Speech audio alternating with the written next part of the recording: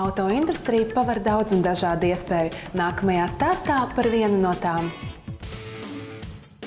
Gaspars Racing Team autodarbnīca Rīgā nodrošina plašu profesionālu pakalpojumu klāstu, sākot ar vienkāršiem servisa pakalpojumiem un beidzot ar pakalpojumiem, kuru nodrošināšanai nepieciešama īpaša augsta kompetence un zināšanas.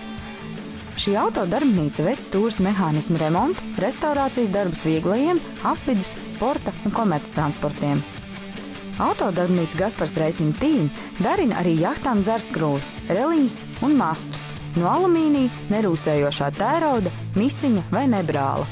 Mēs visus darbus veicam paši saviem spēkiem, cik nu ir iespējams. Virpojam, frēzējam, metinam, krāsojam.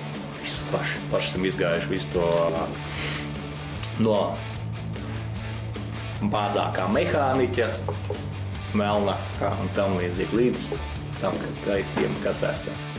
Šī autodarbnīca piedāvā gan vieglumetāla, gan tērauda riteņu disku valcēšanu, kā arī uzņēmums ir iegādājies termopresi, lai veiktu riepu vulkanizēšanu, ar kuru var salabot pārsistas, griestas vai durtas riepas.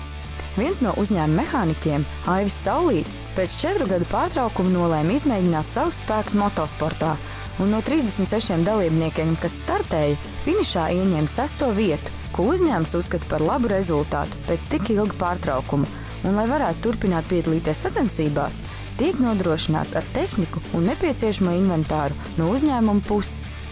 Uzņēmuma nākotnes plāns ir veidot sporta klubu jauniešiem, kur tiem dot iespēju izmēģināt spēkus tehniskajos sporta veidos, kā piemēram motokross, kartings vai kroskarti.